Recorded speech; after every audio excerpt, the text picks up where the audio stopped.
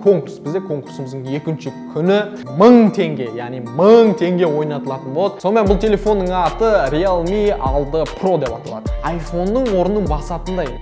Қытай, ой, мына қытайский ғой деген сияқты тема айтылатын. Қазір ондай тема жоқ. Орысша айтқан кезде смело айтады ғой. Бәріңізге қайырлы күн, сіздермен мен Сапар. Бүгін бізде жаңа обзор, яғни көпшілік адамның тағы бір сұранысы, яғни iPhone сияқты түсірмесе де, бірақ сол iPhone-ға жақындайтындай, iPhone-ның орнын алмастыратындай бір арзан телефонды айтшы. Камерасы жақсы. Сол телефон жайында обзор түсірсең дегеннен кейін, бүгін біз соған байланысты телефон тауып, соған байланысты обзор түсірейін деп жатырмыз. Және келесі нәрсе, бізде екінші нәрсе, бұл әрине конкурс. Бізде конкурсымыздың екінші күні барынша атсалысыздар. Енді достар, видеоны жалғастырмас бұрын біз не? Әрине лайк, бізге ол не береді? Мотивация береді. Сонымен кет. Сонымен бірінші тоқталып жатқан нәрсе бұл әрине конкурс шарттарымызды қайтадан таныстырып кетейін. Бүгін бізде 500 теңге емес 1000 теңге, яғни 1000 теңге ойнатылатын болады. Шарты қарапайым ғана. Ең бастысы каналға тіркелу болу керек, комментарий жазу керек. Дәл осы видеоны өзінің 5 WhatsApp чатына тарату керек. Осы видеоның астына комментарий жазуларыңыз керек. Ол комментарийдің тақырыбы қандай ойын шыққанын қалайсыздар. Әлемде әлі шықпаған болса да өздеріңіз қиялдарыңызға ой жүгіртіп көрсеңіздер болады. Қандай ойын шыққанын қалайсыздар. Шарты әрине қызықты болса күлкілі бір жазсаңыздар болады. 22:00-де мен Instagram парақшамда жеңімпаз анықтайтын боламыз. Барынша комментарий жазып, лайк басып, достарыңызға таратып, осы конкурстың орындап, осы конкурс аяқталғанға дейін 10.000 подписчикке жетсек, достар. Сіздер біздер болып, себебі қазақша контенттің дамуына үлес қосайық. Түсінікті ғой? Сонымен рахмет барлықтарыңызға. Сонымен бастайық. Сонымен Samsung деппін ғой мен. Сонымен бағанағы iPhone-ның орнын басалатындай телефон жайында обзор, арзан телефон жайында. Сонымен бұл телефонның аты Realme 6 Pro деп аталады. Бұл телефон әрине, бұл телефонның екі түрлі бағанағы Samsung Galaxy A51 секілді бұл екі версияда шыққан. Біреуі Samsung, біреуі сол бағанағы Realme 6 деп аталады, екіншісі Realme 6 Pro деп аталады. Мен сразу айтайын, сіздерге Realme 6 Pro-ны ала салғандарыңыз дұрыс. Не үшін? Себебі Pro 6-ға қараған, жай 6-ға қарағанда 6 Pro-да характеристика жағынан 2 есе және камерасы жағынан 2 есе артықшылығы бар. Оны қазір алдағы обзорда көретін боласыздар.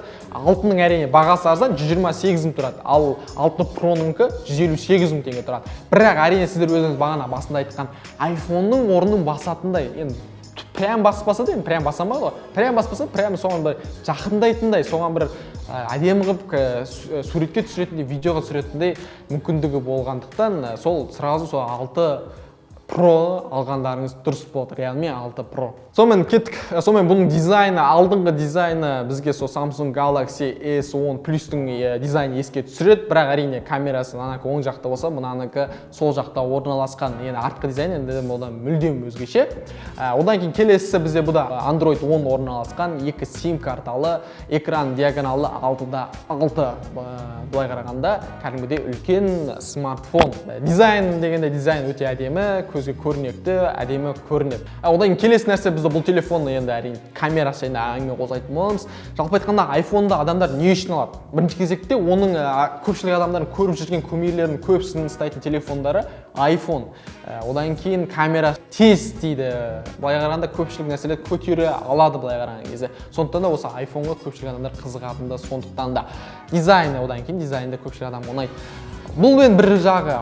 Әрине iPhone-да Q-Pop-тіңкілерінен басқасын бәрі енді сондай істайды ғой. Енді бұл телефонның камерасын қандай, не үшін бұл iPhone-ға тіретілады, бір арзан болса да деп айтадық қой.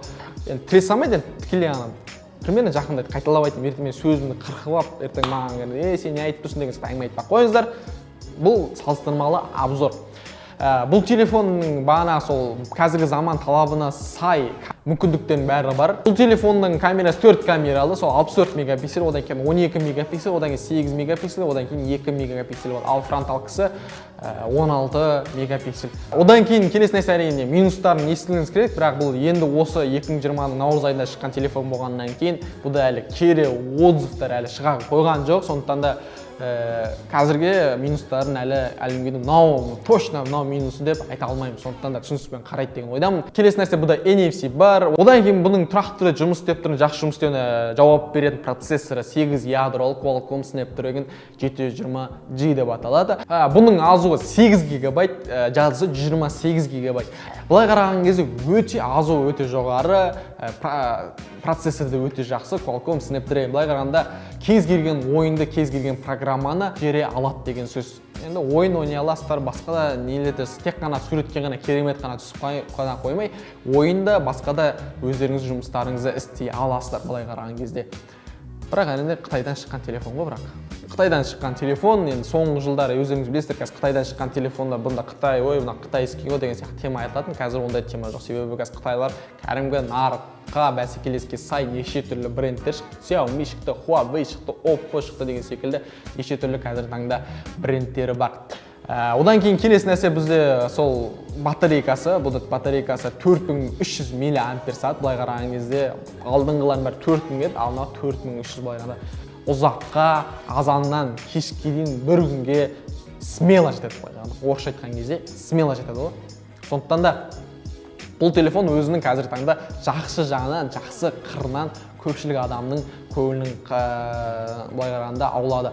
Одан бөлек бұл телефонды біраз блогерлерді, біраз танымал блогерлерді былай қарағанда мақтады. Жалпы жақсы телефон 2020-да шыққан, өзінің бағасына лайық телефондардың бірі. Камерафон бағыты бойынша ойын ойнау емес, именно камерафон бағыты бойынша өте арзан телефондардың ішіндегі ең жақсы телефондардың бірі болып саналады. Түсінікті ғой? Сонымен достар, бүгінгі біздің видеомыз осымен аяқталды, обзорымыз аяқталды. Жалпы айтқан кезде именно бағана камерафон бағыты бойынша телефон осы Realme 6 Pro-ны алғандарыңыз дұрыс болады. Сонымен сол видеомыз аяқталды. Сонымен не істейміз енді? Не істегенде былай, бағана біздің конкурсымыз шын подписчик толуына орай соның барынша осы видеоны өзіміздің 5 WhatsApp чатымызға таратып, осы каналдың 10 000 подписчик болуына бәріміз атсалысайық. Қазақша контенттің қазақша ненің дамуына үлес қосайық. Барынша өздеріңізді WhatsApp группаңызға таратыңыздар. Каналға тіркеліңіздер, лайк басыңыздар. Сіздермен болған мен Сапар, арнайы Сапаралы каналы үшін. Рахмет. Хей!